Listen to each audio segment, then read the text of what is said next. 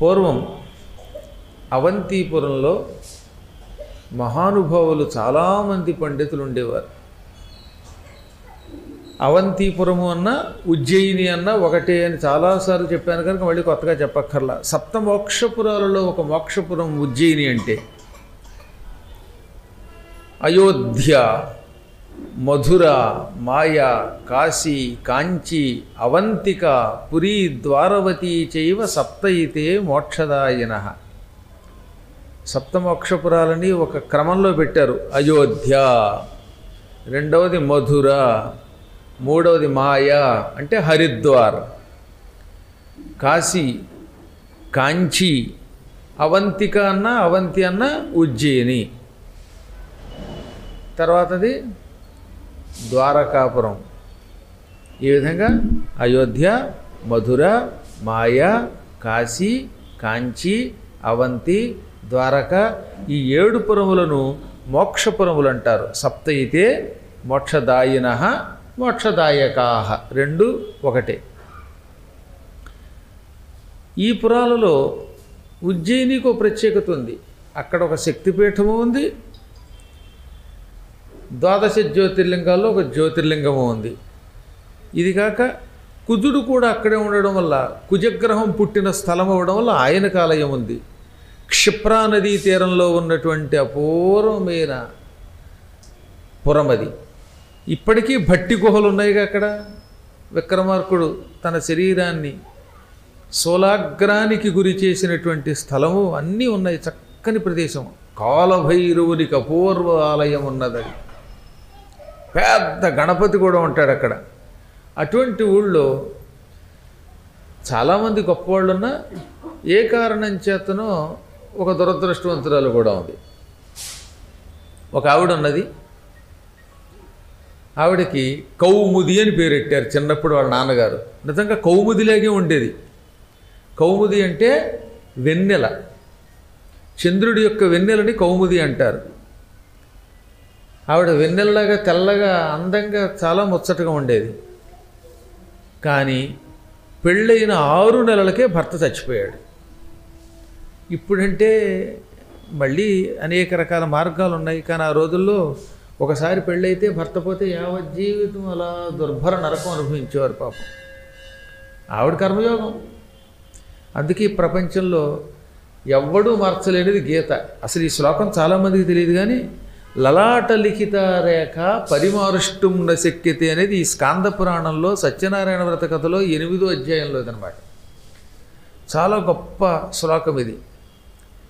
ఒక వ్యక్తి ఎంత గొప్పవాడైనా అవ్వచ్చు కాక, కానీ నుదుటి వ్రాతని మాత్రం ఎవరూ మార్చలేరు. వాడి యోగం వాడిది. భగవంతుడు ఒక్కొక్కడికి ఒక రాత రాస్తాడు. వాళ్ళ పూర్వజన్మ కర్మములను బట్టి రాస్తాడు. ఈ రాతని మార్చడం ఎవ్వరి వల్ల కాదు. ఆరికి రాసిన బ్రహ్మ కూడా మార్చడు. ఈమెకు కూడా అలాగే అయింది పాపం.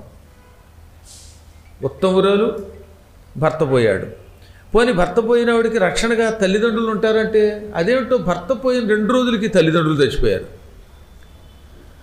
ఆ 3 రోజులకి అత్తమామలు పోయారు. ఒక్కతే మిగిలింది చివరికి. ఏకమేవ అద్వితీయం బ్రహ్మ, పరబ్రహ్మ ఒక్కడే, రెండో వాడు లేడన్నట్టుగా ఆవిడ ఒక్కతే మిగిలింది. అప్పటికి ఆవిడకి కేవలం 18 సంవత్సరాల వయస్సు.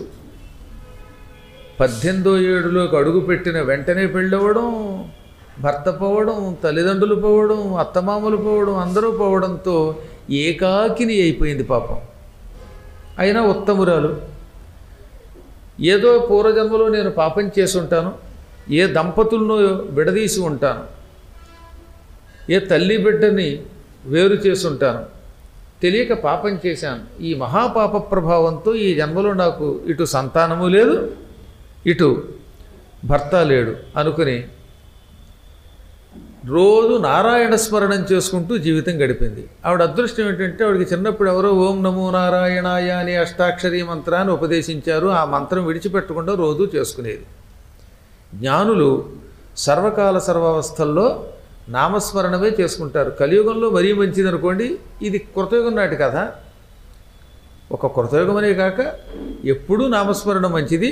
అందులో ముఖ్యంగా కలియుగంలో సంకీర్తన వల్ల తొందరగా ముక్తి వస్తుంది. కలౌ సంకీర్తనాత్ ముక్తి. కలియుగంలో సంకీర్తన వల్ల ముక్తి వస్తుంది. అందుకే గురువుగారు ఎప్పుడో పాడారు ఓ పాట, దాన్ని మీరు అందరూ పట్టుకున్నారు, జాంబవంతులు వారు గట్టిగా పట్టుకున్నారు, తింటూ రామయ్యను అని. అసలు ఎంత మంచి పాట, నేను ఇష్టపడి కావాలని మీ అందరి చేత పాడించిన పాట. ఎన్నోసార్లు పాడినా ఒకసారి మాత్రం యూట్యూబ్లో రికార్డ్ చేసి పెట్టారు, అదే ఎక్కువ బాగున్నట్టు అనిపిస్తుంది నాకు. అప్పుడు ఆ మూడ్లో పాడేసినట్టున్నాను, మళ్ళీ అదే ఇంకో రకంగా పాడాలంటే కుదరట్లేదు. అంత అందంగా ఆ క్షణంలో వచ్చిందనమాట. సర్వకాల సర్వావస్థల్లో తింటున్నా, తిరుగుతున్నా, త్రాగుతున్నా, పడుకున్నా, నిద్రపోతున్నా, హాస్యమాడుతున్నా, ఏ పని చేసినా హరినామస్మరణం చెయ్యాలి.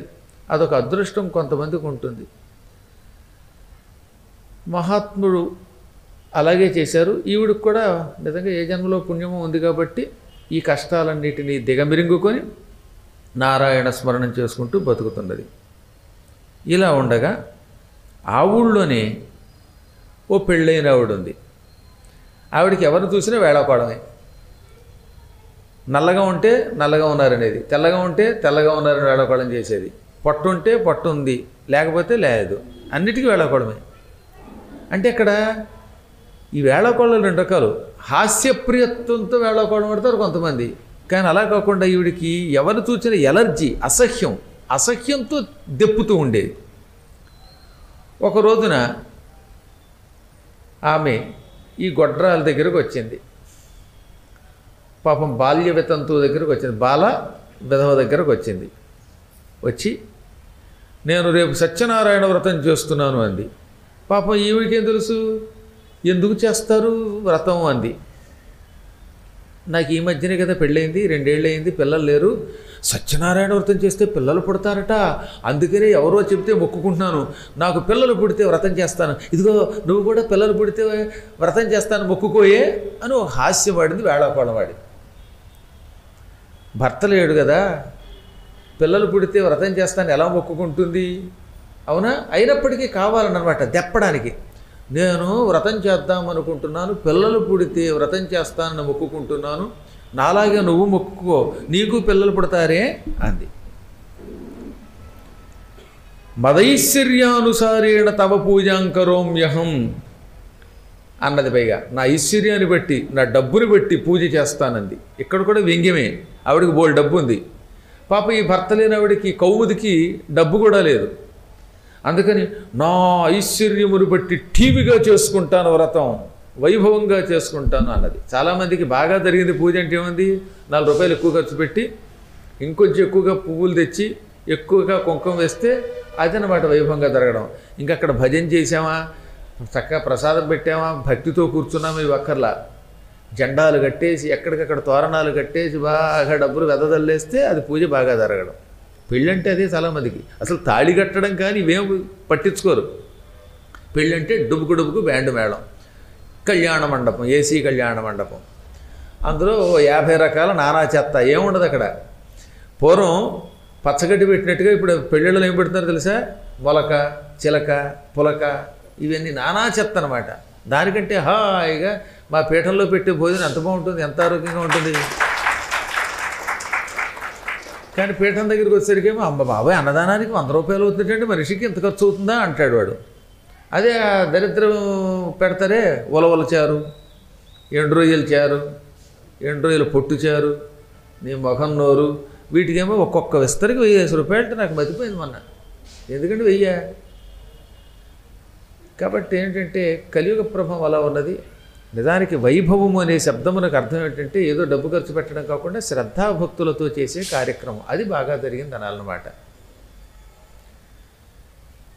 ఇలా అనగానే పాపం ఈ కౌముది తాను కూడా బెంగ పెట్టుకొని ఇలా అంది. వెంటనే ఆవిడికి తెలియదు ఏమని, అప్పటికి ఒక ఊహరాల, ఏముందో మొక్కుకున్నంత మాత్రం చేత పిల్లలు పుట్టేస్తారా, ఈవిడేదో ఇలా అంది అనుకుని వెంటనే ఆవిడ ఏమంది, తదాకర్ణ్య వచస్తస్యా పరిహాసనపూర్వకం దదాసి చే జగన్నాథ కరిష్యే వ్రతముత్తమం. నువ్వు పిల్లలు పుడితే వ్రతం చేస్తానని మొక్కుకుంటున్నావు, నీ వైభవాన్ని అనుసరించి డబ్బుని ఖర్చు పెట్టి చేస్తానంటున్నావు, నేను మొక్కేసుకుంటున్నాను, నాకు పిల్లాడు పుడితే, ఒక కొడుకు పుడితే వ్రతం చేస్తాను అంది. ఆ అమ్మాయి పక్కావిడ తెప్పినవాడు నవ్వుకుంటూ వెళ్ళిపోయింది. ఈవిడిలా అందో లేదో, ఈవిడ చాలా అమాయకురాలు, రోజు నారాయణ నారాయణ అంటుంది కదా. ఇలా నారాయణ అనడం వల్ల రాత్రికి రాత్రి సత్యనారాయణ స్వామి కల్లో కనపడి, పిల్లలు పుడితే వ్రతం చేస్తానని మొక్కుకున్నావు కనుక నేనే నా అంశతో నీకు ఒక కొడుకుగా పుడుతున్నాను అని ఆవిడకి గర్భం ఇచ్చి వెళ్ళిపోయాడు. ఈవిడ పొద్దున్నే లేచింది. లేస్తే కడుపు కొద్దిగా తిప్పినట్టయింది. అంటే పూర్వం గర్భవతులకి కడుపులు తిప్పేవిట, ఇప్పుడు రోజు తిప్పుతుంది. ఏం తిన్నది కడుపు తిప్పుతుంది, కానీ పూర్వం గర్భవతులకి మాత్రమే కడుపు తిప్పేది. ఇప్పుడు నానా చెత్త తిన్నాక ట్యాంక్ బండి దగ్గరికి వెళ్ళి అక్కడ పానీపూరి తింటే కడుపు తిప్పగా ఏమవుతుంది తెలియక ఎవరికి వాళ్ళు గర్భవతులేమో అని భయపడుతున్నారు. కానీ పూర్వకాలంలో కేవలం గర్భవతులకు మాత్రమే కడుపు తిప్పేదని పెద్దలు అన్నారు. వ్యాసుడు అన్నాడు. I don't know about it. ఎందుకంటే నాకు తెలియదు, తెలియవలసిన అవసరం కూడా లేదు. ఎందుకంటే ఈ జన్మ తర్వాత నేను వైకుంఠానికి వెళ్ళిపోతాను కనుక నాకు వద్దు బాబు. కాబట్టి సరే, ఏది ఏమైనా ఇదేదో ప్రమాదం వచ్చింది అనుకుంది ఆవిడ. హాస్యానికి అన్నాను నేను, కొడుకు పుడితే వ్రతం చేస్తానని. ఇంత సత్యం ఉంటుంది ఈ వ్రతంలో నాకు తెలియదు, నిజంగా గర్భం వచ్చిందేమో అనుకుంది. ఈ విషయం ప్రజలకు తెలిస్తే ప్రమాదం కదా. నాకు పరలోకం గురించి భయము లేదు. ఎందుకని? నాకు గర్భం సాక్షాత్తు పరమాత్మ ఇచ్చాడు. కానీ ఇహలోకం గురించి భయం నాకు. ఈ లోకంలో ఉన్నటువంటి వాడు పరమపాపాత్ములు. ఎవరిలో ఏ లోపం ఉన్నదో, ఏ పాపం ఉన్నదో వెదకి వెదకి పీడించి పిప్పి చేస్తారు. పరలోక భయం నాస్తి, ఇహలోక భయం భవేత్. ఏకాకినీ విభర్తాహం సర్వబంధు వివర్జిత.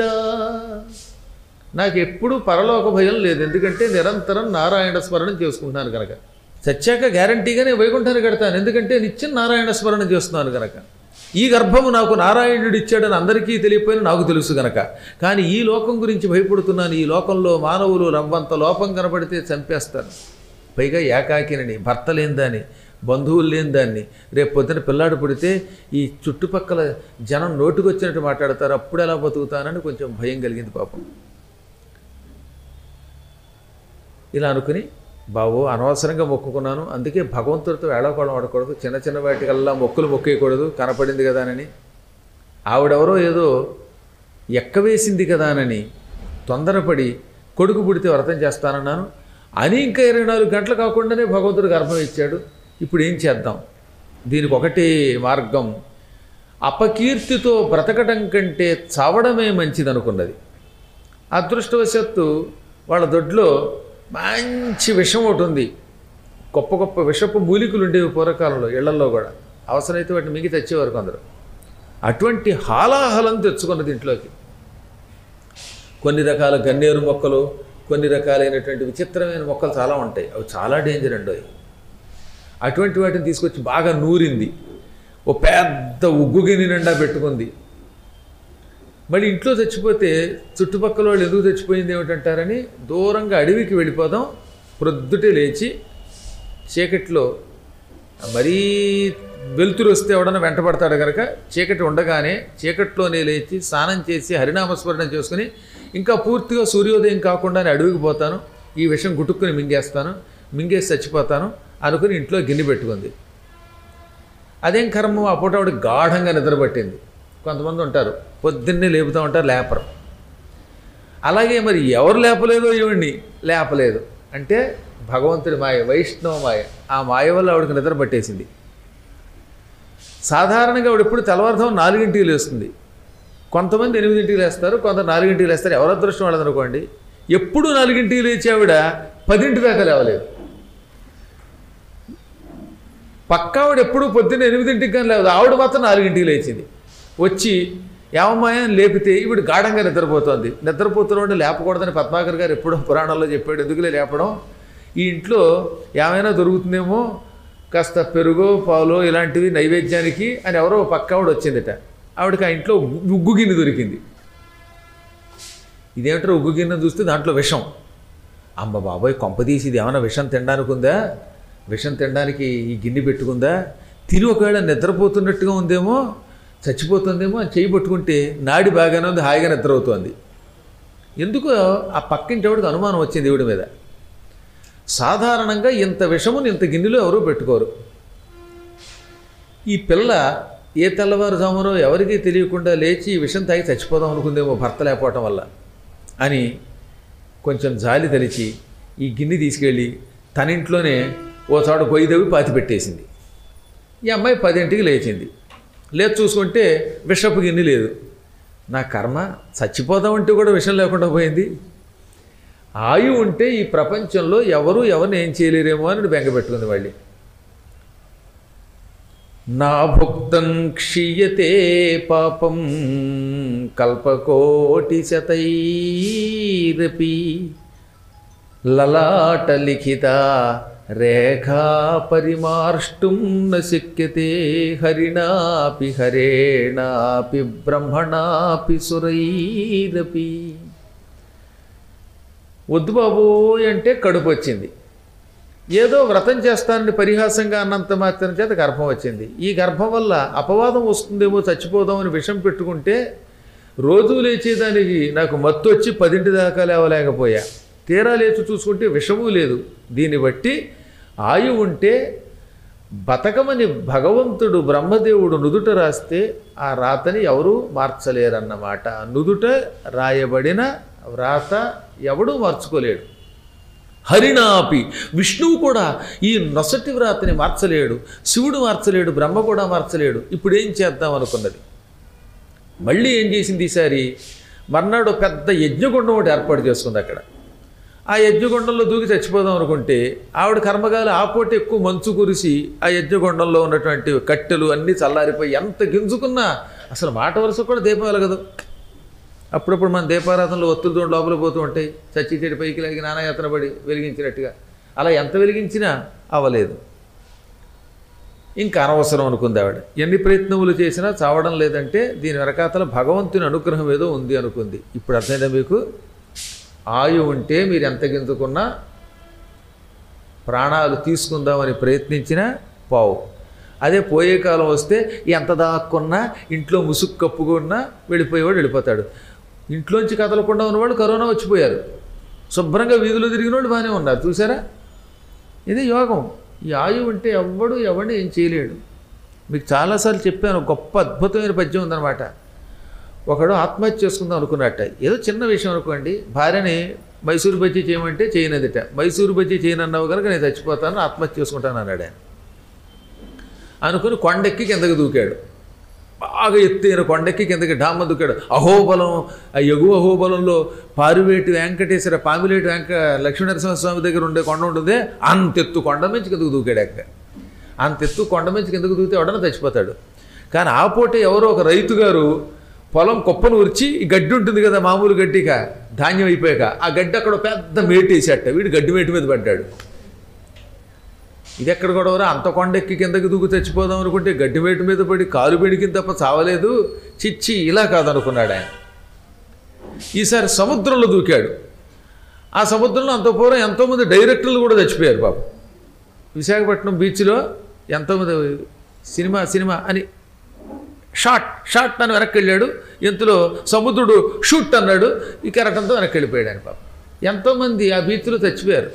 ఆ బీచ్లోకి వెళ్ళి అందరూ దూకాడు చచ్చిపోదామని. కానీ ఒక పెద్ద కెరటం వచ్చి ఒడ్డుకు విసిరేసింది వీడిని, చావలేదు. చిచ్చి, ఇలా కాదనుకున్నాడు ఈసారి. ఓ చోట పెద్ద యజ్ఞగుండం ఒకటి వేసుకుని దాని నిండా కట్టెలు వేసి నిప్పంటించి దాని చుట్టూ ప్రదక్షిణ చేసి అందులో దూకుదాం అనుకున్నాడు. ఎక్కడికి వెళ్ళి? కదిరి వెళ్ళి. పైగా రాయలసీమలో ఆ ప్రాంతంలో అప్పటికి 7 ఏళ్ళు కానీ 6 ఏళ్ళు కానీ వర్షాలు లేవు. అక్కడికి వెళ్ళి నిప్పంటించుకు చచ్చిపోదాం అనుకుంటే ఆకాశం అంతా మేఘావృతమై 7 రోజులు కుంభవృష్టి కురిసింది. ఇలాంటి వాడి వల్లనే వర్షాలు కురుస్తాయో ఉంటో కానీ. ఇక చూడండి, ఒకటే వర్షం మొత్తం యజ్ఞగుండం అంతా చల్లారిపోయింది. జరిగింది ఇలాగా. కదిరిలో నా చేత అశ్వత్థనారాయణ గారని బెంగళూరులో ఉంటారు. ఆయనది యాక్చువల్గా కదిరి, యాదాళం అశ్వత్థనారాయణ గారు బెంగళూరు. ఆయన కదిరిలో ఉపన్యాసం చెప్పించారు వర్షాలు లేవని. ఆ సంవత్సరం అంతా వర్షాలేనండి మా ఇద్దరు గొడవ. ఆ ఊళ్ళో డాక్టర్ గారు ఉన్నారు, శంకర్ గారు అని, డాక్టర్ శంకర్ గారు. పంచముఖ ఆంజనేయుడిని కూడా నా చేత 2005వ సంవత్సరంలో ప్రతిష్ఠింపజేశారనమాట. అప్పుడు వర్షమే, మొత్తం ఏడాదంతా చెప్పాగా. వాళ్ళు అన్నారు, గురువుగారు మొత్తం చెరువు అంతా నిండిందని. ఇప్పటికీ ఆ శంకర్ గారు ఉన్నారు, ఆ యాదాళం అశ్వత్థనారాయణ గారి అన్న కొడుకు వాళ్ళు, ఆ బంధువులంతా ఉన్నారు. అశ్వత్థనారాయణ గారు ఇప్పుడు ఆమె బెంగళూరులో ఉన్నారు. జయనగర్లో చక్కని ఇల్లు కట్టుకుని గురువుగారి చేత ఎన్నో పురాణాలు చెప్పించారు ఆయన. కాబట్టి ఏమిటో తెలియదు కానీ నేను ఎక్కడ పురాణం చెబుదామన్నా ముందు అక్కడ మొదటి రోజంతా వర్షమే, వాయిదారి వర్షం. అలా ఎందుకు చెప్తానంటే వీడు చద్దామని పెడితే వర్షం కురిసింది, మొత్తం కొండ మారిపోయింది, ఆ ప్రాంతం అంతా నీటితో మడుగుతూ నిండిపోయింది. అయ్యయ్యో ఇది కూడా కాదు, ఇక చచ్చిపోవడానికి ఇంకేం చేద్దాం అనుకున్నాడు ఆయన. ఓ చోట పెద్ద పుట్ట ఉంది, ఆ పుట్ట దగ్గర నుంచి తరచూ పావులు వచ్చి ఊళ్ళో వాళ్ళని కాటేసి చంపేస్తున్నారట. అక్కడికి వెడితే చచ్చిపోతున్నారట. అక్కడికి వెళ్ళి ఆ పుట్టలో చెయ్యెట్టాడు. అప్పటిదాకా బుస్సు బుస్సు అనే పాము ఈయన పుట్టలో చేయట్టుగానే ఇలా వెనక్కి పడగబెట్టి ఆ పుట్ట వదిలి వేరే చోటుకు పోయింది. మరి వీడి చెయ్యి ఏమిటో తెలియదు కానీ ఆ విధంగా ఆఖరి ప్రయత్నం కూడా వ్యర్థమైపోయింది. ఇంకెందుకు చావమనుకుని ఇంటికి వెళ్ళిపోయేటవాడు.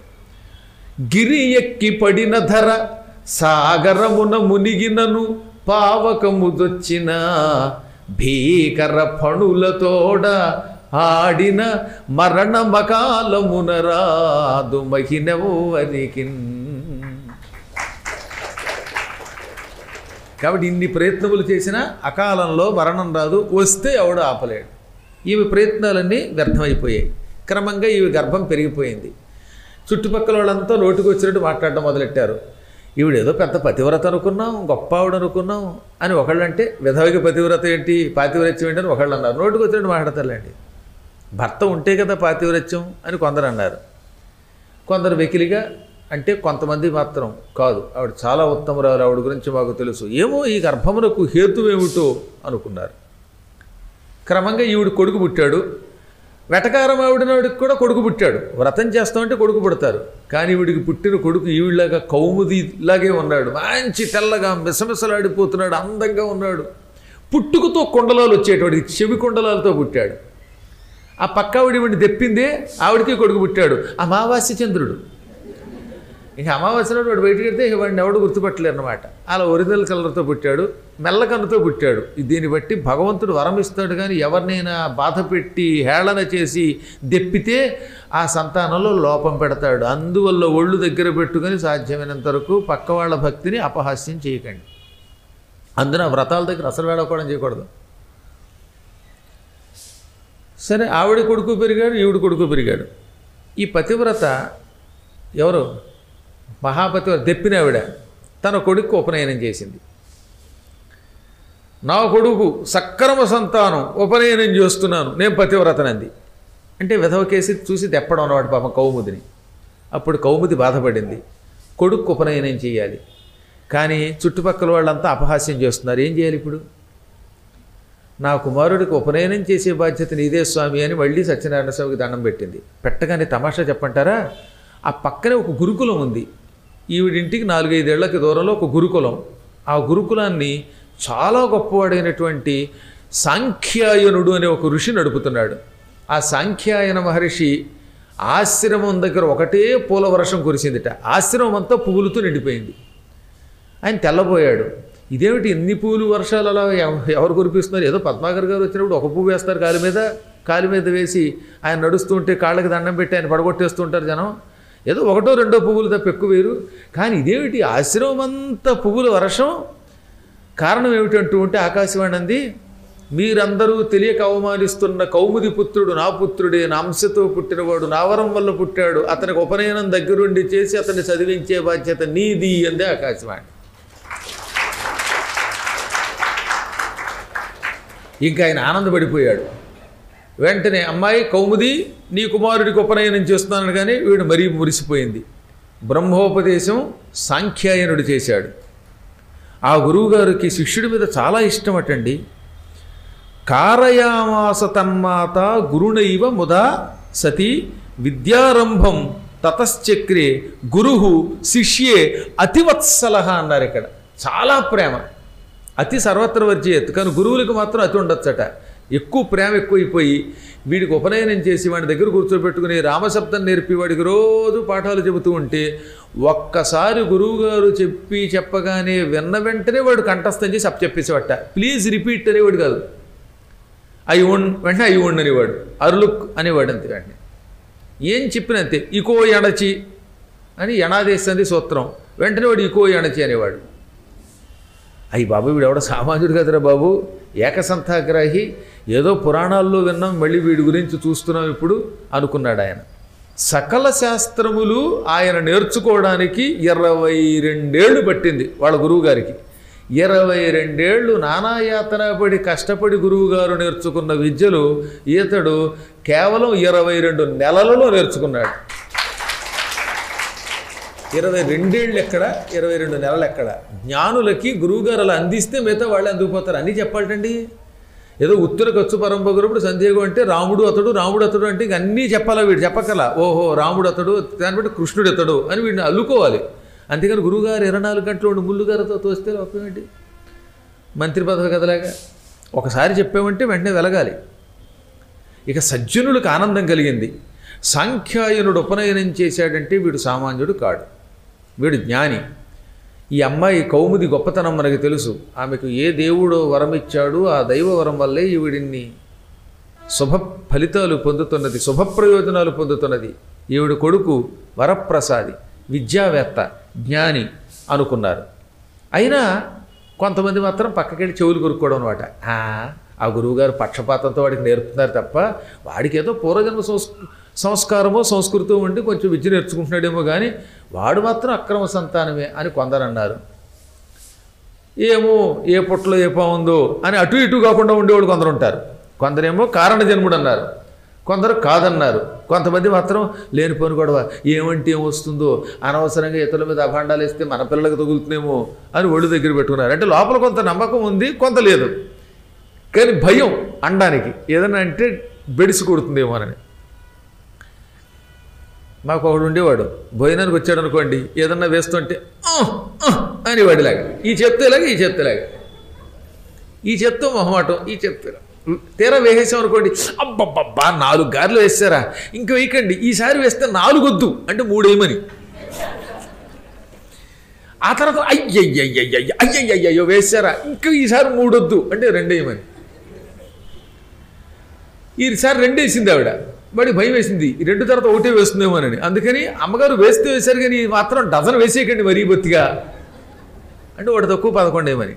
ఆ విధంగా మొత్తం మీద 70 వేసుకు తిన్నాడు. ఎందుకు ఈ మొహమాటం చెప్పండి. ఇక ఒకేసారి వేయమంటే ఆవిడ మొత్తం బూర్లు మూగుడంతా పడుకొచ్చి అక్కడ పెట్టేది. లేదా పూర్వం బేసిన్లో ఉండేవి, బేసిన్లో జంతికలు వేస్తే ఆ జంతికలు బేసిన్ వాడి దగ్గర పెడితే ఈ కడుపు అనే బేసిన్లో వేసేసేవాడు, వదిలిపోయేది. అలా కొంతమంది విచిత్ర లక్షణాలు ఉంటాయి. కొందరేమో తిట్టారు, కొందరు పొగడారు, కొంతమంది మాత్రం అటు ఇటు కాకుండా ఉన్నారు. క్రమంగా కుర్రవాడికి బాగా జ్ఞానం పెరుగుతూ ఉంటే చుట్టుపక్కల వాళ్ళు ఈ కుర్రాడి పాండిత్యానికి ఈర్ష్య వహించారు, వాడిని దెప్పడం మొదలెట్టారు. రే మీ నాన్నెవర్రా అని కొందరు అన్నారు. పాప ఈ కుర్రవాడికి తండ్రి ఎవరో తెలియదుగా అమ్మని అడిగాడు. సత్యనారాయణుడే మీ నాన్నరా అంది ఆవిడ. వెంటనే వీడు వచ్చి మా నాన్నగారు డైరెక్ట్గా సత్యనారాయణ అనగానే, సత్యనారాయణ అంటే ఆ 4వ వీధిలో ఉన్నాడు వాడా అని ఒకటి తెప్పాట. అప్పుడు మాత్రం ఇతనికి భయంకర కోపం వచ్చేదట. రోష విస్మిత మానస. అయినా మళ్ళీ నిగ్రహించుకొని వాళ్ళమ్మ చెప్పింది కనుక కోపం తెచ్చుకోకు, సమయం వస్తుంది ప్రతివాడికి, భగవంతుడు అనుగ్రహం కలుగుతుంది, ఈలోపు ఎవరైనా ఏదన్నా అన్నా కోపగించుకోకు నాయన అనేది. పాప కుర్రవాడు నిగ్రహించుకునేవాడు. ఈలోపు ఏమైంది, ఈ 22 నెలల్లో వీడు విద్య నేర్చుకుంటున్న రోజుల్లోనే వీడు విలువిద్య నేర్చుకున్నాడు. విలువిద్యలో వీడు రాముళ్ళ తయారయ్యాడు. మల్ల యుద్ధంలో వీడు ఆంజనేయుడా భీముడా అన్నట్టుగా ఉండేవాడు. ఇక బల్లెం యుద్ధంలో ఈటి విసిరి యుద్ధం చేయడంలో ధర్మరాజును మించిపోయాడు. ధర్మరాజుకి ఇలాగా ఈటి ఎవరు విసరలేరండోయ్. ధర్మరాజు ఈటి విసిరాడా అది అవతలవాడికి గ్యారంటీగా తగులుతుంది. అలాగే శల్యుడిని ఒక్క దెబ్బకి చంపి పారేశాడు చివరిలో. ధర్మరాజుకి ఈటితో అంత నైపుణ్యం ఉందని చాలామంది తెలియదు. భారతం చదవరుగా, ఎంతసేపు దిక్కుమాల సినిమాలు తప్ప. ఈ విధంగా ఇతడు ఏ విద్యలో అడుగు పెట్టినా చాలా గొప్పవాడు అవుతున్నాడు. ఇది చుట్టుపక్కల పిల్లలకి ఈర్ష్య కలిగించింది. అంటే పిల్లల్లో దుర్యోధనుడు లాంటి వాళ్ళు ఉన్నారు. ఒరే వీడెవడో విధవాపుత్రుడు మన మించిపోతున్నాడు, వీడు గొప్పవాడైపోతాడేమో, వీడిని ఇప్పుడే చంపేద్దాం అనుకున్నారట. ఒకరోజు ఏం చేశారు, నిద్రపోతూ ఉండగా వాడు 2 కాళ్ళు కట్టేసి గంగానదిలో పారేశారు. కదాచిత్ సుప్తి కాలేతు పాదౌ బద్ధ్వా జలే క్షిపన్. గాఢంగా నిద్రపోతున్నప్పుడు 2 కాళ్ళు చేతులు కట్టి జలే అక్షిపన్ నీళ్లలో పారేశారు. వీడు నీళ్ళల్లో కిందకి వెళ్ళిపోయాక మెలకు వచ్చింది. అడుక్కు పడిపోతాడుగా, కాళ్ళు చేతులు కట్టేయడం వల్ల నీటి అడుక్కి చేరిపోయాడు. చేరగానే ఆ చల్లదనానికి మెలకు వచ్చింది. కొంతమందికి చలేస్తే మెలకు వస్తుంది, కొంతమంది చలేస్తే ఇంకా ముసుగెట్టుకుని నిద్రపోతారు. రాత్రికి తప్పుడు వద్దంటారు కానీ పక్కవాడు తప్పుడు కూడా లాక్కుని మరీ నిద్రపోతారు గాఢంగా. ఎవడదృష్టం వాడిది. కానీ ఈయనకి చలికి మెలకు వచ్చి చూస్తే కాళ్ళు చేతులు కట్టున్నాయి. హుమ్ అన్నాడు. అనగానే ఒక్కసారి చేతులకి కాళ్ళకి ఉన్న కట్లు పటక్క దిగిపోయాట. వెంటనే నీటిలోంచి పైకి వచ్చేసాడు. వీడెక్కడ దొరికాడు రా బాబు, కాళ్ళు చేతులు కట్టేసినా చావడం లేదు అనుకుని ఈసారి విషం పెట్టారు. విషం తిన్నవాడికి ఏమవలేదు, వాడి జీర్ణశక్తి గొప్పది. కొంతమంది ఏ విషం తిన్నవాడికి ఏమవదు. ఈ ట్యాంక్ బండి దగ్గరకు వెళ్ళి అక్కడ మైసూరు బజ్జీ తింటారు కదా, చిన్న చిన్న పుణుకులు అవి. ఇది మాంధాతకాలం నాటు నూనె అలా మరుగుతూనే ఉంటుంది అప్పటి నుంచే. ఆ నూనెలోనే వేసిన బజ్జీలు ఇంకోటి ఎవడన్నా తిన్నాడా వాడు అయిపోయాడే. కానీ ఒక్కొక్కడు అవి తిని కూడా అరిగించుకుంటాడండి. ఒక్కొక్కటి కడుపులో మరి భగవంతుడు ఏం పెడతాడో తెలియదు కానీ 4 మినపట్లు తిని మళ్ళీ 4 ఇడ్లీ పార్సిల్ చేయించుకొని కారులో మళ్ళీ అవి తిని దిగ్గానే మళ్ళీ మెనూ ఏమిటంటాడు ఎవడింటికైనా వెళ్ళి. ఈ పూట 6 కూరలు 12 పచ్చళ్ళు 50 రకాల పళ్ళు వీటితో తిని మళ్ళీ తిన్న కాసేపుకి బస్తాడు ఐస్ క్రీమ్ తెప్పించుకుని అదయ్యాక పిస్తా వస్తా తిని మళ్ళాంటి వాడు చస్తారు. వాడు అలా తింటాడు. ఎవడదృష్టం వాడిది. మరి ఏం చేసాం, వాడు ఏ జన్మలో ఎవరో బాగా పెట్టుకుంటుంటాడు, ఈ జన్మలో తిరగలుగుతారు అనమాట. ఇప్పటికీ అలాంటి వాళ్ళు ఉన్నారు. మీకు ఎప్పుడైనా కావాలంటే అలాంటి వాళ్ళని చూపించే అవకాశం దేవుడు ఇవ్వాలి కానీ చూపించాలి. ఈయన అదృష్టం వల్ల జీర్ణం అయిపోయింది విషం కూడా. ఇంకా ఇతన్ని చంపడానికి ఆ ఊళ్ళో ఉన్న పిల్లలు ఎన్ని ప్రయత్నములు చేసినా అవి ఏమయ్యాయని చెప్పారు, పాపాత్మభికృతం కర్మ నిష్ఫలం యాతి దుష్టవత్. దుష్టునికి మనం చేసిన ఉపకారముల వలె వ్యర్థమైపోయాట. ఒకడు కృతజ్ఞుడండి, మేలు చేసిన వాడికి కూడా కీడు చేస్తాడు. అటువంటి వాడికి నువ్వు ఉపకారం చేస్తే వ్యర్థమనా కదా. ఎందుకని వాడు కృతజ్ఞుడు, అన్నీ తిని మళ్ళీ తిడతాడు. కృతజ్ఞునకు చేసిన ఉపకారములు ఎలా వ్యర్థమైపోతాయో ఇతడికి ఇతరులు చేసిన అపకారములు వ్యర్థమైపోయాయి. వాడిని ఏం చేయలేకపోయారు. ఇలా ఉండగా ఈ కుర్రవాడు క్రమక్రమంగా బలవంతుడైపోయాడు. ఈర్ష్య పెరిగిపోయింది ఊళ్ళో వాళ్ళకి. అందున ఆ ఊళ్ళో ఒక ఆయన ఉన్నాడు. వాడి పేరు నిర్గుణుడు అని పేరెట్టారు. మరి ఎందుకు పెట్టారో తెలియదు కానీ వాడు ఒక రోజున నాకు కొడుకు కూతురు ఉన్నారు, నా కొడుకు కూతురు కంటే ఈ కుర్రాడు అంతకంతకి గొప్పవాడైపోతున్నాడు, ఈ దుర్మార్గుడిని ఏమైనా నాశనం చేయాలనుకున్నట్ట. దానికి భార్య కూడా సపోర్ట్గా వచ్చింది. ఏమండోయ్, మన అబ్బాయి కూడా అదే స్కూల్లో చదువుతున్నాడు, కానీ మన అబ్బాయి కంటే ఆ కుర్రాడే బాగా, ఈ కౌముది కన్నా కుర్రాడే గొప్పవాడైపోతున్నాడు, వాడికి పైగా దాసు సత్యవరప్రసాద్ అని పేరు పెట్టారట వాళ్ళు, వాడిని ఏమైనా సరే పాడు చెయ్యాలండి అంది. అందుకని ఇతడు ఒక రోజున ఈ ఊళ్ళో మనమైనా ఉండాలి లేదా నీచాతి నీచుడైనటువంటి వాడైనా ఉండాలి అని జనాల దగ్గర గొడవ తెచ్చాడు. వాళ్ళకి ఆశ్చర్యం కలిగింది. హఠాత్తుగా ఏమిటి ఈ ప్రశ్న అంటే ఏం చెప్పమంటారు, భర్త లేనావిడ విధవావిడ భర్త పోయిన 6 నెలలకి కొత్తగా గర్భం ధరించి 10వ నెలలో పిల్లవాడిని కనడం ఏమిటి, ఆ పిల్లవాడు గురుకులంలో మన పిల్లలతో పాటు చదువుకోవడం ఏమిటి, మన వాళ్ళని మించిపోవడం ఏమిటి, ఇలాంటి అక్రమ సంతానములతో కలిసి సక్రమ సంతానమైన మనవాళ్ళు చదువుకుంటే వీళ్ళు పాడైపోతారు. అయితే మనమైనా ఉండాలి లేదా అదైనా ఉండాలి, దాన్ని ఊళ్ళోంచి గంటేద్దాం దాని పిల్లవాడితో పాటు అన్నట్ట. అంత మాత్రం చేత అందరూ ఒప్పుకుంటారా? కొందరేమో నువ్వు అన్నది నిజమన్నారు, కొంతమంది ఏ పుట్టలో ఏ పాము ఉందో అన్నారు, కానీ కొంతమంది మాత్రం ఇది తప్పు. ఆమె కుర్రవాడి గురించి ఆకాశవాణి కూడా నిజం చెప్పింది. మన గురువుగారి ఆశ్రమం మీద పూలవర్షం కురిపించేట భగవంతుడే, ఇలా అభాండాలు వేయకూడదని కొందరు అన్నారు. అయితే వాడు ఎవడో ఏమిటో ఎవరికి పుట్టారో ఈ సత్యం తేల్చేద్దాం, రేపు సభ చేద్దాం అన్నాడు వీడు కొంచెం డబ్బు ఉన్నవాడు. అనగానే ఊళ్ళో వాళ్ళంతా మన్నాడు పెద్ద సభ ఏర్పాటు చేశారు. ఆ సభలోకి వచ్చాక అప్పుడు ఈ నిర్గుణుడు అన్నవాడు ఈ కౌముది గుణవంతురాలని కొందరన్నారు, కాదని కొందరన్నారు. ఇంతకీ ఈ కౌముది కన్న కుర్రవాడు ఈ సత్యదాస్ అన్నవాడు గొప్పవాడా చెడ్డవాడా, వాడు దైవ సంతానమా లేక అక్రమ సంతానమా, ఇది తేలిస్తేనే కానీ ఈ ఊళ్ళో మనం ఎవరూ భోజనం చేయకూడదు అన్నట్ట. అప్పుడు కొంతమంది సందేహం లేదు కౌముది గుణవంతురాలు అన్నారు, కొంతమంది దైవానుగ్రహం అంటే ఈ పుత్రుడు పుట్టడం పెద్ద కష్టమే ఉందన్నారు, దైవానుగ్రహ మాత్రేణ సుతోత్పత్తిర్భవిష్యతి అన్నారు కొందరు. పూర్వం కోలాహలుడని ఒక ఆయన ఉన్నాడు. ఆయన సంవత్సరం పాటు ఏ కారణం చేతనో చచ్చిపోయి శవంగా అయిపోయాడు. అతని శవాన్ని ఓ పెట్టిలో పెట్టి పాతిపెట్టారు. అతన్ని పాతిపెట్టిన తర్వాత వాళ్ళ ఆవిడ 6 నెలల తర్వాత ఇతన్ని భూమిలో పాతిపెట్టాక గర్భం ధరించి పిల్లవాడిని కన్నది. పిల్లవాడిని కనగానే ఊళ్ళో వాళ్ళందరూ తిట్టగానే అప్పుడు ఈ సమాధిలో ఉన్నటువంటి పెట్టి పగిలి అందులోంచి బయటకు వచ్చి కోలాహలుడు, మా ఆవిడ పరమపతివ్రత, నేను సమాధి దీక్షలోకి వెళ్ళి తపస్సు చేస్తూ ఉంటే నేను చచ్చిపోయాను అనుకుని మీరు పెట్టిలో పెట్టి పాతి పెట్టారు. ఈవిడ నేను చచ్చిపోయానేమోననే బాధతో భగవంతుడైన హరిని భక్తితో కీర్తించింది. హరికటాక్షం వల్ల గర్భం ధరించి పిల్లవాడిని కన్నది. కాబట్టి ఈమె పరమపతివ్రత, ఈమె గర్భంలో ఉన్నది సాక్షాత్తు హరిప్రసాదం అని చెప్పాడు. ఆ కోలాహలుని భార్యకి ఆనాడు హరిహరుల కటాక్షం వల్ల జ్ఞానవంతుడు పుట్టలేదా, ఓ కుమారుడు పుట్టలేదా, అలాగే ఈవిడికి పిల్లాడు పుట్టాడని ఒకడన్నాడు. కణికుడు అనేవాడు కూడా శివుడి అనుగ్రహంతో తండ్రి లేని స్త్రీ ద్వారా సంతానంగా పుట్టలేదా అని ఒకడన్నాడు. ఇలా ఒక్కొక్కరు ఒకటి అన్నారు. అప్పుడు ఈ నిర్గుణుడు మాత్రం కాదు, ఇది పరమ దుర్మార్గురాలు, మీరంతా పక్షపాతంతో దాన్ని పొగుడుతున్నారు, పువ్వుల వర్షం ఆకాశం నుంచి కురిచేస్తున్నంత మాత్రం చేత గొప్పవాడు ఎలా అవుతాడు?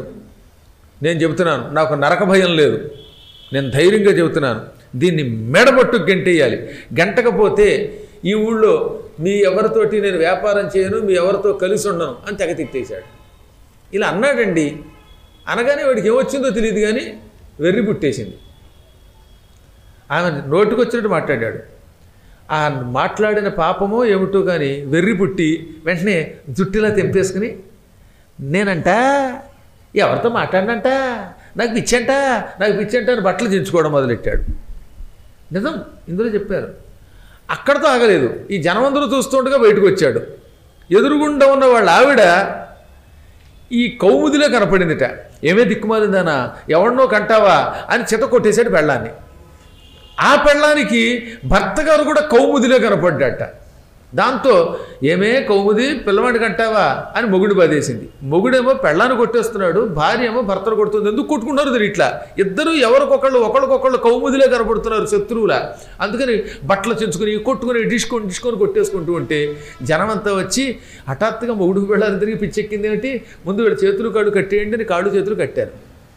కట్టినా సరే తెంచేసుకుంటాం, కొడతాం అని అరుస్తున్నారు వాళ్ళు. అప్పుడు ఆ సభాపతి ఉంటాడు కదా, ఆయనకు అనుమానం వచ్చింది. వీళ్ళిద్దరికీ పిచ్చెక్కడానికి గల కారణం కౌముదిని అవమానించారు. సత్యనారాయణ వ్రతము లేదు, ప్రసాదము లేదు, అక్రమ సంతానమని ఆ కుర్రాన్ని తిట్టారు. దాంతో స్వామివారికి కోపం వచ్చింది. వీళ్ళిద్దరికీ పిచ్చి కలిగేలా చేసి మొగుడు పెళ్ళాలే కొట్టుకునేలా చేశాడు.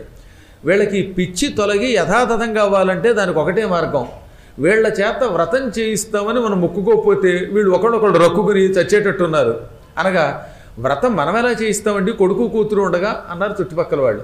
వెంటనే సభాపతి గారు, అంటే ఆ ఊరి మొత్తానికి ఒక అధ్యక్షుడు ఉండేవారు, ఇప్పుడు ప్రెసిడెంట్ లాగా, ఆయన ఈ నిర్గుణుడిని కొడుకుని కూతుర్ని పిలిచి, మీ అమ్మ నాన్న అనవసరంగా పక్క వాళ్ళని తిట్టారు, వాళ్ళు మహాత్ములు, సత్యనారాయణ ప్రసాదం వల్ల పుట్టిన కుర్రాన్ని తిట్టారు, ఆ కౌముదిని అభాండం వేసి బాధ పెట్టారు, మీ అమ్మ నాన్న ఇద్దరు కూడా పిచ్చాళ్ళు అయ్యారు, వీళ్ళ పిచ్చి తగ్గాలంటే వ్రతం చేయవలసిందే. అనగానే అయ్యయ్యో మా అమ్మ నాన్న పిచ్చెక్కిపోయి ఇలా అయిపోయారా, మేము తప్పక వాళ్ళు బాగుపడడానికి వ్రతం చేస్తాం అని వాళ్ళు చెప్పగానే ఇద్దరు మొక్కుకున్నారనమాట.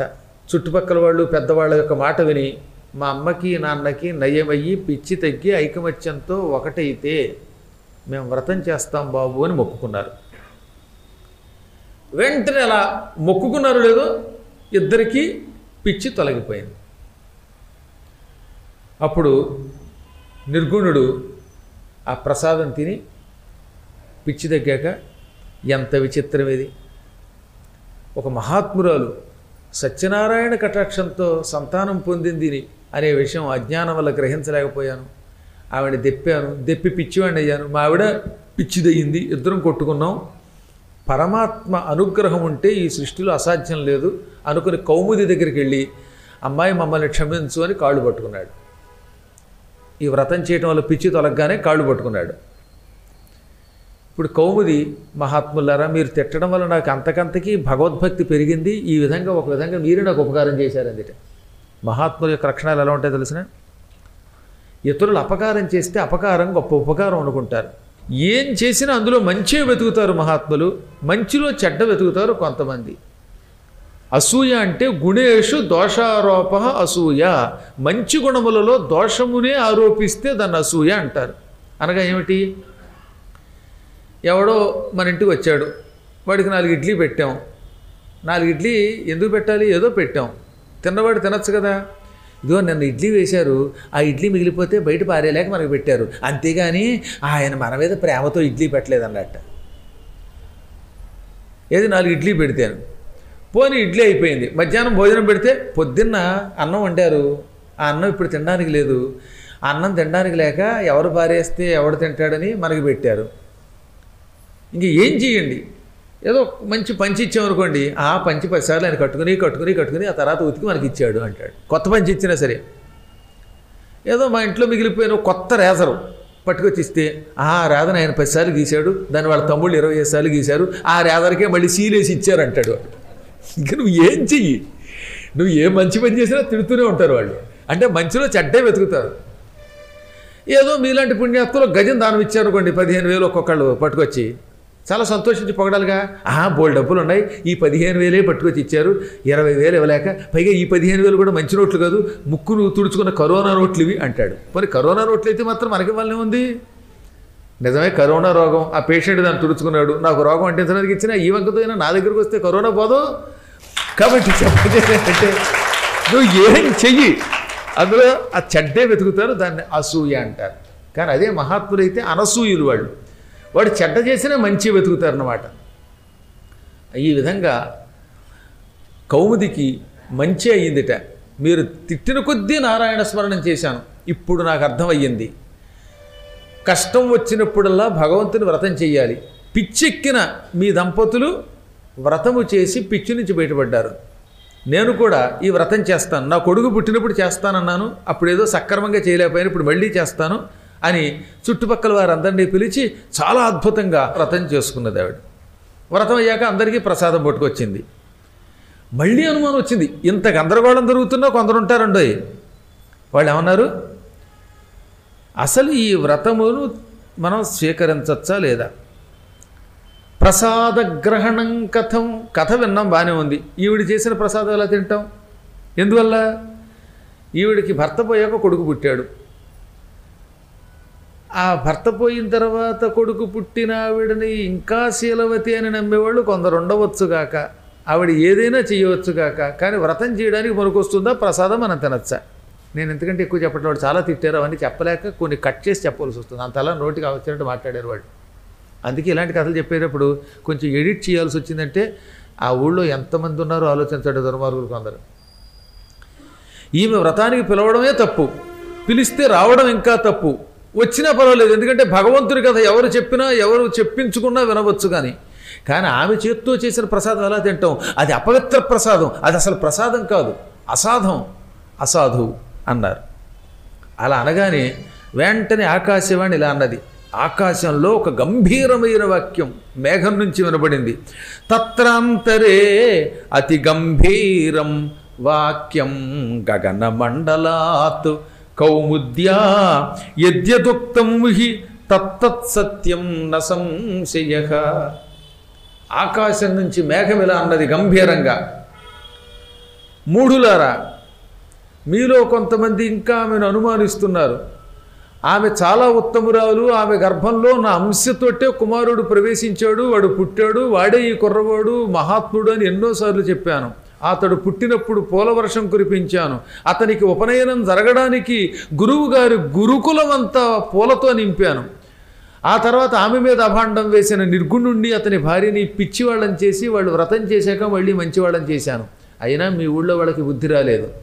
ఇప్పుడు మళ్ళీ చెబుతున్నాను, ఆమెకు భర్త పోయిన వెంటనే ఈ ఊళ్ళో ఒక ఆవిడ దెప్పగానే నేను కూడా వ్రతం చేస్తాను కొడుకు పుడితే అని క్షణికోద్రేకంతో ఆమె అన్నది. ఆమె మాట సత్యం చేయటానికే నేను నా అపూర్వమైన దివ్యశక్తిని ఆవిడ కడుపులో ప్రవేశపెట్టాను. అతడే ఈ బాలుడు. ఈ బాలుడిని ఇప్పటికైనా మీరు సత్యస్వరూపుడిగా అంగీకరించకపోతే, ఎందుకంటే అప్పటికి 10 ఏళ్ళు వచ్చేవాడికి, 8వ ఏట ఉపనయనం అయిందండి, 22 నెలలు కలపండి దానికి, అప్పుడు ఏమవుతుంది? ఇంకొక 2 నెలలు అయితే 2 ఏళ్ళు, అవునా? 10వ ఏడు ఎండింగ్లోకి వచ్చేస్తున్నాడు. అప్పుడే ఈ కుర్రవాడిని నమ్మకపోతే, ఇతన్ని గౌరవించకపోతే మీ ఊళ్ళో వాళ్ళకి శాశ్వతంగా కరువు వస్తుంది, ఈ ఊరు అపవిత్రం అవుతున్నారు. కానీ వాళ్ళంతా లెంపలేసుకుని, ప్రభు అంత మాట అనొద్దు, ఈ పురం అవంతికి దూరంగా ఉంది, అవంతి ఎంత గొప్పదో ఈ పురం కూడా అంతే పురం అవ్వాలి అని భక్తితో నమస్కరించి కౌముదిని దగ్గరికి తీసుకుని, తెలియక అవమానించాం, స్వయంగా విష్ణువు సాక్ష్యం ఇచ్చాడు నీ గురించి, నీలాంటి భక్తురాలికి చేసిన అవమానాన్ని మేము సిగ్గుపడుతూ వెనక్కి తీసుకుంటున్నాం అని లెంపలు వేసుకున్నారు. ఆమెను గౌరవించారు, ఆమెకు ఆస్తిపాస్తులు చేకూర్చారు, ఈ కుర్రవాడిని గౌరవించారు. నాయన నీకు మా అమ్మాయిని ఇస్తానన్నట్టు ఏకంగా నిర్గుణుడు అన్నవాడు. ఆ నిర్గుణుడు అభాండం వేసి పెళ్ళాన్ని కొట్టిన పిచ్చాడైపోయాడే. వాడికి ఒక కొడుకు కూతురు ఉన్నారు. ఆ కూతురికి 8 ఏళ్ళు, కొడుక్కి 10 ఏళ్ళే. వీడి క్లాస్మేటే. మా 8 ఏళ్ళ అమ్మాయిని నీకు ఇచ్చేస్తానన్న అన్నట్ట. ఇంకా పెళ్ళికి టైం ఉందండి, మీ అమ్మాయిని ఎప్పుడో ఒకప్పుడు పెళ్లి చేసుకుంటాను, ఇంకా నేను దేశాటన చెయ్యాలి, తీర్థయాత్రలు చెయ్యాలి, సత్యనారాయణ వ్రతాన్ని జగద్వ్యాప్తం చెయ్యాలి, చేసి ఆ తర్వాత యువకుణ్ణి అయ్యాక మీ అమ్మాయిని పెళ్లి చేసుకుంటానన్నాడు. ఏ ఊళ్ళో తిట్టారో ఆ ఊళ్ళోనే పొగిడారు. ఆ తదనంతరం ఈ సత్యదాసు అని పేరు కలిగిన ఈ కుర్రవాడు చాలా అందంగా ఉండేవాట. పెద్దల అనుమతి తీసుకుని తీర్థయాత్రకు వెళ్ళాడు. అలా తిరుగుతూ తిరుగుతూ ఆయన శివకేశవపురం అని ఒక పురం వచ్చాడు. ఆ పురానికి అంత పూర్వం ఏ ఊరో ఏ పేరో తెలియదు, కానీ కొత్తగా శివకేశవపురం అని పేరెట్టారట. ఆ ఊరిని ఒక రాజుగారు పరిపాలిస్తున్నారు.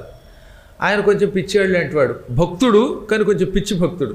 ఎందుకంటే ఎవరో అన్నారట, రాజుగారు అంటే విష్ణు స్వరూపుడు, నువ్వు మామూలు వాడివి కాదు, విష్ణు స్వరూపుడివి కాదు, శివకేశవ స్వరూపుడివి, నీలో సగం శివుడు సగం విష్ణువు ఉన్నాడు అన్నట్ట. అందుకని రాజుగారు వెంటనే ఏం చేశారు, నన్ను అందరూ శివకేశవ స్వరూపుడు అన్నారు అని కుడివైపునేమో పాము పెట్టుకున్నాడు, నెత్తి మీద ఏమో చంద్రరేఖ పెట్టుకున్నాడు. ఈయనకి జడలు లేవు, కర్మ. శివుడికి జటాజోట ఉంటుంది లేదుగా, అందుకని విగ్గు పెట్టుకున్నాడు. ఆ విగ్గు మీద చంద్రుడి యొక్క బింబం పెట్టుకున్నాడు. ఈ మెడలో సగం పాము పెట్టుకున్నాడు. సగం కేశవుడు అన్నారుగా, అందుకని ఈ సగం అంతా ఏం చేసేట కిరీటం పెట్టుకున్నాడు. ఇక్కడ కౌస్తుభముడు పెట్టుకున్నాడు. శివుడు సగం తెలుపు సగం నలుపు మహారాజా అన్నారట మంత్రులు ఎవరో. అలాగా అని ఈ వేపంతా క్రిష్యన్ తెల్ల రంగు కొట్టించుకున్నాడు, ఈ వేపంతా నీల రంగు కొట్టించుకున్నాడు. వెర్రిమాలో కొట్టారు దాన్ని. మొత్తం మీద శివకేశవ వేషం వేసుకున్నాడు. సింహాసనం మీద కూర్చుని నేనే శివకేశవుడు అన్నాడు. ఆయన దగ్గర 2 సేనాధిపతులు ఉన్నారు. ఆయన, ఒరే నీ పేరు నంది, నీ పేరు పక్షి అన్నట్ట. నంది పక్షి అని పేరెట్టాడు. ఇంకేముంది, మహారాజు గారు దైవం సంభూతుడు, నంది ఇక్కడ పక్షి ఇక్కడ. ఈ నంది అన్నవాడేమో కొంచెం లావుగా ఉన్నవాడికేమో నెత్తి మీద 2 కొమ్ములు కూడా తగిలించాడు. ఈ పక్షి అన్నవాడికి 2 ఏకలు తగిలించాడు, పౌండ్రక వాసుదేవుడు కథలాగా. ఇంకేముంది, ఈయన ఏమైనా పుచ్చుకుని నేను గరుత్మంతుడిని, నేను పక్షిని అంటే ఈయన నేను నందిని అనేవాడు. ఇలా ఈ తానా తందానాలను పక్కన పెట్టుకుని సింహాసనం మీద కూర్చొని నేనే శివకేశవ మహారాజుని, ఈ రోజు నుంచి మీ ఒక నియమం చెబుతున్నాను, శివకేశవుల్ని నేను పూజిస్తాను, నన్ను మీరు తలుచుకోండి, మీకు వరాలు ఇస్తానన్నాడు. జనాలకి ఈయన వేషం బాగానే ఉంది, కానీ ఈ ఘోష బాలేదు. ఏమని అందరూ ఆయన్ని తలుచుకోవాలట, ఈయన శివకేశవుల్ని పూజిస్తాడట. కాదంటే కొరడా దెబ్బలు తట్టుకోలేక అందరూ కూడా శివకేశవ మహారాజుకి జై అని ఆయన దగ్గర పలికి బయటికి వెళ్ళాక, ఈ పిచ్చాడు ఎక్కడ దొరికాడు రా బాబు, ఓం నమ శివాయ, ఓం నమో నారాయణయ్య అనేవారు. ఇష్టపడి పూజించాలి కానీ కష్టపడి అడుక్కు పూజిస్తాడు. కొద్ది రోజులు గడిచింది. ఈయనకు ఒక కూతురు కూడా ఉంది. ఆమె కూడా క్రమక్రమంగా మంచి సుందరీమణి అయ్యింది.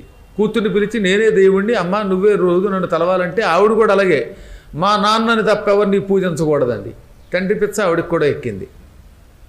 సరిగ్గా ఆ ఊరికి వచ్చాడు ఈ సత్యదాసు. వచ్చి సత్యనారాయణ వ్రతం చెయ్యండి అన్నాడు. ఆయన పుట్టడమే సత్యనారాయణుడి యొక్క అనుగ్రహంతో పుట్టాడు కదా, అందుకని ఆ వ్రతం చేయండి అన్నాడు. ఈ ఊళ్ళో సత్యనారాయణ వ్రతం చేస్తే రాజుగారు కొరడా దెబ్బలు కొడుతున్నారండి బాబు, ఈ మధ్యన శివకేశవ మహారాజు గారిని తప్ప ఎవరో తలుచుకోకూడదు అన్నారని. కానీ ఈ మానవులు అలాగే అంటారు, మీరు ధైర్యంగా చెయ్యండి అని ప్రజలందరినీ కూడా కూర్చోబెట్టి వాళ్ళందరి చేత వ్రతం చేయించాడు. సరిగ్గా వ్రతం జరుగుతుంది. ఇక ప్రసాదం తినే టైంకి ఆ రాజుగారు ఈ నందిని పక్షిని, నా వ్రతం తప్ప ఇతరుల వ్రతం చేస్తున్నారు లేదో చూడండి, ఇతరుల వ్రతాలు చేస్తే వాళ్ళని తన్నండి, కేవలం నా వ్రతమే చేసేలా చేయండి, అందరిళ్లలో నా ఫోటోలు ఉండాలి అన్నట్ట. ఏది వేషం వేసుకున్న పటం. ఇప్పుడంటే ఫోన్లును వాటిల్లో ఫోటోలు తీస్తున్నాం, అవి ప్రింట్అవుట్లు తీస్తున్నాం. ఆ రోజుల్లో రాజుగారి యొక్క ఈ శివకేశవ వేషం ఒక కాగితాల మీద లేకపోతే దాన్ని ఏమంటారు వస్త్రాల మీద వేసి ఆ వస్త్రాలు పెట్టేవారు ఇళ్లల్లో. ప్రతివాడు లేవగానే శివకేశవ మహారాజాయ నమః అనాల్సిందే. ఆయన పటాలే పెట్టుకుని అది సత్యనారాయణ స్వామి రూపం పెట్టుకున్నట్టుగా పూజించేవారు. సత్యనారాయణ స్వామికి ఏమో ప్రసాద నైవేద్యం పెట్టినట్టుగా శివకేశవ మహారాజు గారికి మాత్రం రోజు పొద్దున్నే ఓ వేపునేమో 2 ముల్లంగి దుంపలు లాంటి దుంపలు ఏంటి నంది కోసం, పక్షి గారి కోసం ఓ పాము ఓ పండు, ఇవి నైవేద్యం పెట్టాలి. ఎందుకంటే గరుత్మంతుల వారి పక్కన ఉన్నారు, ఆయన కోసం పాము నైవేద్యం, నందీశ్వరుల గారి కోసం తోటకూర, ముల్లంగి, చిల్లంగి, క్యారెట్, బీట్రూట్, పిచ్చి వేషాలు. అందుకని రాజుగారి వ్రతం చేయలేక విసిగిపోతున్న సమయంలో రాజుగారికి మళ్ళీ అనుమానం వచ్చింది, ఈ ప్రజలు భక్తితో నా వ్రతం చేస్తున్నారా భయంతో చేస్తున్నారా అని అప్పుడప్పుడు ఈ నందిని, ఈ పక్షిని, కొందరు సైనికుల్ని ఇచ్చి నా వ్రతము చేస్తే వాళ్ళని ఆశీర్వదించండి, కానుకలు ఇవ్వండి, నా వ్రతం కాకుండా వేరే వ్రతం చేస్తే మాత్రం ఒక్కొక్కరిని చిత కొట్టేయండి, ఆ వ్రతం పాడు చేయండి అని పంపేట. అందుకని ఈ నంది పక్షి వచ్చారు. సరిగ్గా వచ్చేసరికి మన సత్యదాసు గారు సత్యనారాయణ వ్రతం చేస్తున్నారు. ఇక ప్రసాదం తినాలి. ఇక వీళ్ళకి మండింది, మా రాజుగారి వ్రతం తప్ప ఎవరు వ్రతం చేయకూడదంటే మీరు వచ్చి ఈ వ్రతం చేస్తారా అని కొరడాలతో చెతక్కొట్టి ఆ ప్రసాదం కింద పారేశారు. పారేయగానే ఏమైపోయింది, నందిగారికి పక్షిగారికి కాళ్ళు రాళ్ళు అయిపోయాయి, మోకాళ్ళ దగ్గర నుంచి కింద ప్రాంతం అంతా పాషాణం అయిపోయింది, కదల్లేక అలా ఉండిపోయారు వాళ్ళు. అమ్మ కుయ్యో మొర్రో అని ఏడ్చారు. వీడెవడో కనికట్టు చేశాడు, మా మీద మాయ ప్రయోగించాడు అని భటుల్ని పిలిచి వాణ్ణి తనండి అన్నారట. ఈ కుర్రాన్ని కుర్రవాడికేసి వాళ్ళు చెయ్యెత్తగానే వాళ్ళ చేతులు కూడా పాషాణాలు అయిపోయాయి. దాంతో వాడు ఏడ్చి బాబు ఏం చేసావు ప్రయోగం అంటే, ప్రయోగం కదరా పిచ్చాడలారా, ఇదంతా సత్యనారాయణ మహిమ, భగవంతుడిని విడిచిపెట్టి ఇలాంటి పామరుల్ని పూజిస్తే అలాగే అవుతుంది. ఈ ప్రపంచానికి భగవన్నామస్మరణము కంటే గొప్పది మరొకటి లేదు. సకల దుఃఖాలు తొలగించే సత్యనారాయణ స్వామి వ్రతం పాడు చేశారు. ప్రసాదం తినే టైంలో సైంధవుళ్ళు అడ్డొచ్చారు. మీ పాపమే మీ పాలిటి శాపమై మీకు ఈ తాపం కలిగించింది. ఇప్పుడు నేను చెప్పినట్టుగా ఓం నమో నారాయణ అనండి, మీ కాళ్ళు చేతులు సరే అవుతాయి అనగానే, అలా అంటే మా రాజుగారు కొట్టరా అండి అన్నారు. కొట్టేవాళ్ళు మీరే కనుక భయపడకండి. ఒకవేళ రాజుగారు కొట్టడం కంటే దేవుడు కొడితే ఇంకా కష్టం ఎక్కువ ఉంటుంది, కాబట్టి నా మాట వినండి అనగానే వాళ్ళు వెంటనే ఓం నమో నారాయణాయ అన్నారు. చేతులు కాళ్ళు యథాతథంగా అయిపోయాయి. వెంటనే వీళ్ళు పరుగున రాజుగారి దగ్గరికి వెళ్ళి, మహారాజా ఇక మీ వ్రతం ఎవరూ చేసేటట్లేరండి, ఇంతకాలం కొట్టో తిట్టో కానుకలు ఇచ్చో వ్రతాలు చేయించాం, మీ వ్రతాలు శివకేశవ వ్రతం, ఇప్పుడు కొత్తగా వాడు వచ్చాడు కుర్రాడు, ఈ మధ్యనే చదువుకున్నట్టున్నాడు, ఏం అందమండి వాడిది, వాడు సత్యనారాయణ వ్రతం చేయించాడు, అక్కడికి మేము పెడితే మా కాళ్ళు చేతులు స్తంభించాయని కానీ రాజుగారు ఆ కుర్రాన్ని తీసుకురండి అన్నట్ట. కుర్రాన్ని తీసుకొస్తే రాజుగారికి వాడిని చూడగానే మతిపోయింది. ఏదో పెద్దాడు అనుకున్నా, నువ్వా ఏమిరా సింహం లాంటి నా వ్రతం మాని ఏదో వ్రతం చేస్తున్నావుటంటే, మీరు సింహమేనండి, మీ గ్రామానికి సింహం అండి అన్నాడు వాడు. గ్రామ సింహము మీరు రాజుగారు అన్నట్ట. ఈయనకి మా గ్రామానికి సింహం శభాష్ అనగానే పక్కన నుంచి మంత్రి, రాజా మీకు చదువు రాకపోవడం వల్ల ఇలా వస్తుంది, గ్రామసింహం అంటే బొయ్యో బొయ్యో అని వచ్చి కుక్కండి అన్నట్ట. ఎంత మాట అన్నాడు వీడు. ఎవరక్కడ వీడిని కొరడా దెబ్బలు కొట్టి ఊరవతలకి విసిరేయండి అన్నాడు. అనగానే ఓ పెద్ద కొరడ ఆకాశ మార్గంలోంచి వచ్చి రాజుగారి వీపు మీద బాధడం మొదలెట్టింది. ఎడాపెడా చాలా చక్కని కథ, భలే నడిచిందిలేండి. దాంతో రాజుగారు కుయ్యో మొర్రోనని ఏడుస్తూ ఉంటే నారదుడు దిగొచ్చి, ఏం మహారాజా ఏమిటి నృత్యం చూస్తున్నారు అన్నాడు. నృత్యం ఏమిటి నారదా, వీపు పగిలిపోతూ ఉంటే కర్ర ఎక్కడి నుంచో వచ్చి ఎవరూ పట్టుకోకుండానే వీపు మీద తాండవం పడుతోంది, వీపు చెట్లు కొడుతూ ఉంటే నృత్యం అంటావు, చావు దెబ్బలు తినడం సత్యం అన్నాడు ఆయన. మహాత్మా ఏమిటి కారణం, ఈ కర్రని ఎవడైనా ప్రయోగించాడా, ఈ కుర్రాడు ఏమన్నా మంత్రగాడా మాయగాడా అంటే, వెర్రి మహారాజా ప్రతి ప్రాణిలో పరమాత్మ ఉంటాడు. రాజు అంటే విష్ణువంశస్వరూపుడు, విష్ణువు యొక్క అంశం ఉంటేనే అతడు రాజు అవుతాడు. అందుకని నా విష్ణు పృథివీపతి అని శాస్త్రం. అవిష్ణు అంటే విష్ణువు కానివాడు నా పృథివీపతి, రాజు కాడు. ఎవడన్నా ఒక పదవిలో ఉండాలంటే అతనిలో విష్ణు యొక్క అంశం ఉంటుంది. ఆ అంశని సద్వినియోగం చేసుకుంటే మంచిది, దుర్వినియోగం చేసుకుంటే అతనిలో ఉన్న విష్ణు కళ పక్కకి వెళ్ళిపోతుంది, వాడు సర్వనాశనం అవుతాడు. ఈ విషయం నీకెవరూ చెప్పక ఏదో విష్ణువంశ స్వరూపుడు అని శివాంశ స్వరూపుడు అని పొగిడితే నిజంగా నేనే శివకేశవుడు అనుకుని అసలు శివకేశవుల పూజ ప్రజలు చెయ్యకుండా శాసనం చేసి హింసించావు. ఆ హింసయే ఈ కొరడా రూపంలో నిన్ను హింసించింది. ఇకనైనా ఒళ్ళు దగ్గర పెట్టుకుని ఈ కుర్రవాడికి చేసిన అపచారానికి తగిన ఉపచారం చేసి నువ్వు కూడా వ్రతం చేసుకుంటే బాగుపడతావు అన్నట్ట. అప్పుడు ఆయన కూడా పశ్చాత్తాపడి ఈ కుర్రవాడిని ఆశ్రయించి వ్రతాచరణం చేసి తాను, తన కూతురు, తన పరివారం, తన రాజ్యం వీరందరూ కూడా వ్రతాన్ని ఆచరించేటట్లుగా చేసి మారిపోయాడనమాట.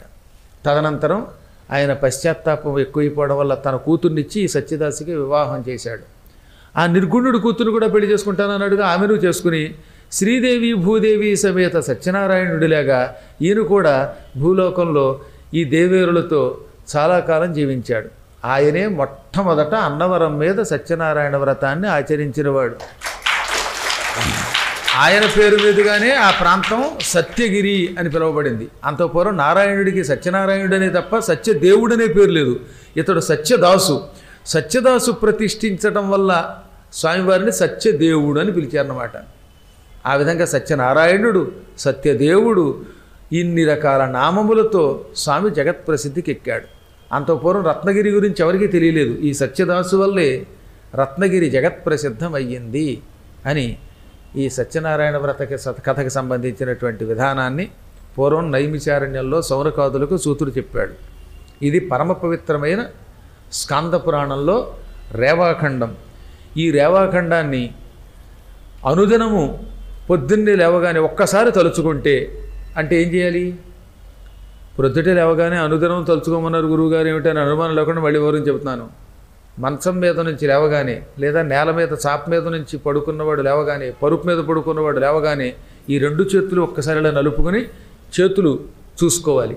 పాచిముఖాన్ని అద్దంలో చూసుకోకుండా చేతులు చూసుకోవాలి. చూసి స్కాంద పురాణములోని రేవాఖండమును భక్తితో తలుచుకుంటున్నాను అని ముమ్మారు రేవా రేవా రేవా అనుకోవాలట. ఇలా 3 సార్లు రేవా అనుకుంటే చాలాసార్లు లాభం. సాధారణంగా ఒక గొప్ప శ్లోకం మనందరం చదువుకున్నది ఉంది. గరుడ పురాణంలో ఉంటుంది, స్కాంద పురాణంలో ఉంటుంది. గంగా గంగేతి యో బ్రూయాత్ యోజనానాం శతైరపి ముచ్యతే సర్వపాపేభ్యో విష్ణులోకం సగచ్చతి. గంగా గంగా అని 2 సార్లు తలుచుకుంటే వాడు సమస్త పాపముల నుండి విముక్తుడవుతాడు. శరీరం విడిచాక విష్ణులోకానికి వెడతాడు. అలా కాకుండా పొద్దుటే లేవగానే చేతులు నరుపుకుని ఇలా చేతులు చూసుకుంటూ రేవా రేవా రేవా అంటే నర్మదా నర్మదా నర్మదా అని 3 సార్లు తలుచుకుంటే వాడు ఆ క్షణమే పాప విముక్తుడవుతాడు. ఈ లోకంలో సకల శుభాలు అనుభవిస్తాడు. శరీరం విడిచిపెట్టాక శివకేశవుల యొక్క లోకములు రెండింటికి ఎప్పుడు కావాలంటే అప్పుడు వెళ్ళే శక్తి పొందుతాడు. నారదుడు ఉన్నాడు, ఆయన వైకుంఠం నుంచి భూలోకానికి రాగలడు, భూలోకం నుంచి వైకుంఠానికి వెళ్ళగలడు. అలాగే ఈ రేవా రేవా రేవా అని తలుచుకున్నటువంటి వాడు తలుచుకున్నంత మాత్రం చేతే కైలాసానికి వెడతాడు. అక్కడ శివుడి దగ్గర కూర్చుంటాడు. అక్కడి నుంచి మళ్ళీ బయలుదేరతాడు. కావాలనుకుంటే వైకుంఠం రాగలడు. తాను తలచినంత మాత్రమున కైలాసమునకు వైకుంఠమునకు వెళ్ళే శక్తి పొందుతాడు. కేవలము నర్మదా నది యొక్క నామమును లేవగానే తలుచుకుంటే చాలటి ఫలితం వస్తుంది.